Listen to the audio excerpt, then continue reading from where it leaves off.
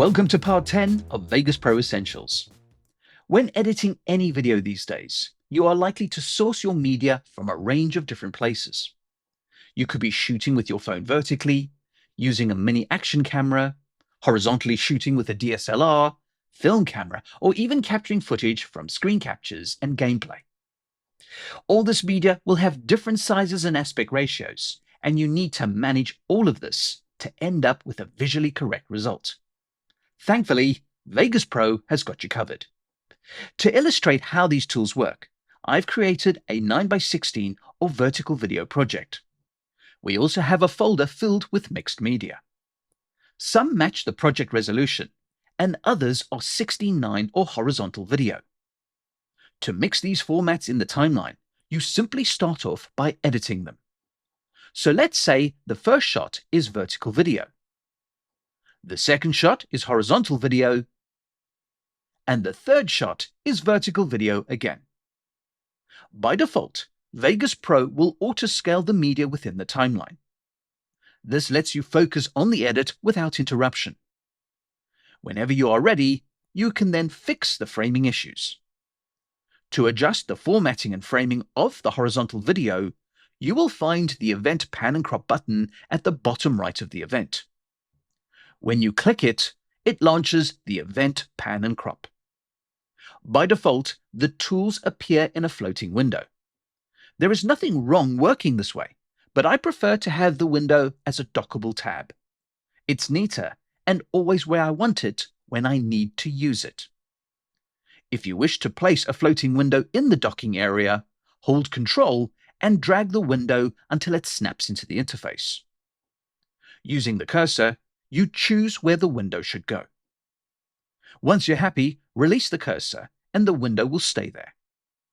Control also lets you pull the window out of the docking area if you prefer a floating window. Now back to mixing formats and resolutions. When it comes to reformatting video, there are two parts to the process. You have your incoming image, which is your source media. And then you have an output frame, which is the result that is fed back to the timeline. I want to emphasize that whatever you do here, your source media will never change. That image stays the same size, same aspect ratio, and so on. But the output frame, which is indicated by this dotted rectangle with a giant F, will enable you to resize and reframe the source to fit the resulting video in the timeline. Think of it like a window to your original footage. For example, go to the first frame of the video. This is important because there is always a keyframe at frame 1, and this tool always animates. To avoid unwanted animation keyframes, work on frame 1 when you're just starting out. Looking at the Event Pan and Crop window, the source image is surrounded completely by the output frame. This means that when you look at the video preview, the entire source has been scaled into the vertical video. To choose the portion of the source you'd like to see in the video preview, right-click and choose Match Output Aspect. The output frame adjusts itself, and you can see what portion of the source is being used for the timeline. Here's a quick tip. To reset the output frame at any time, right-click on the image and choose Restore. Let's say you want the left or right of the source media in the video preview instead of the center. You can click the frame and freely move it around the source.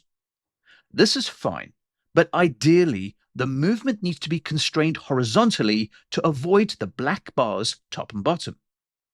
Undo the move and use the right-click menu to center the output frame.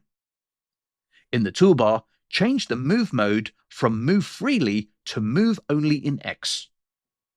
Dragging the output frame again, it moves only horizontally, ensuring no pixels are cut off. This is how you would reformat any media to work with the resolution of your timeline. For instance, reformatting from vertical to horizontal, you match the output aspect and move the output frame vertically. Now, aside from reformatting for different resolutions, you can also reframe media to focus on certain parts of the image. Using the same video as before, lock the aspect ratio of the output frame. Doing this prevents cropping your source media instead of reframing it. Secondly, change the move mode to move freely if it's still set to horizontal constraint. Now grab anywhere on the output frame and scale it down. This allows you to focus on the parts of your media you'd like to frame. Remember, as we move this around, we are moving the window of what we see and not your source footage. You can also move the output frame around to capture the exact area. Before we move on to the next video, I want to discuss the subject of animation and keyframing in Event Pan and Crop. I did mention at the beginning that this tool is always keyframing and animating. Hence the reason I encourage you to always work at the first frame. However, that is sometimes unavoidable, especially if the action you're trying to capture is somewhere in the middle of the media.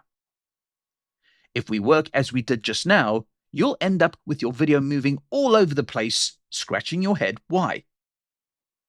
The animation is unavoidable, but easy to fix. So this is how you approach the workflow. Firstly, there is a button called Sync Cursor. When it is on, the Event Pan and Crop cursor is always synced with the timeline cursor. This means you see the current frame in the Event Pan and Crop window and not just the first frame.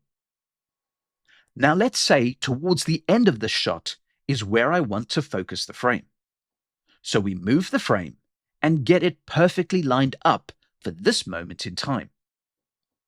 Since there is a keyframe on frame 1 and a keyframe on the current frame, we've automatically created an animation. If you want that, no problem. But if you have been scrolling through the media and adjusting the output frame, you'll get lots of keyframes even if you don't want that. To delete a keyframe, right-click on it and choose Delete. The rule is that you have to have at least one keyframe on the channel. Delete all the keyframes except for the current, and that will remove any unwanted animation. Don't get me wrong, animation is not a bad thing, but if you don't want it, now you know the simplest way to avoid it. In the next video, we start adding effects to events and start looking at stylizing your edit. See you shortly.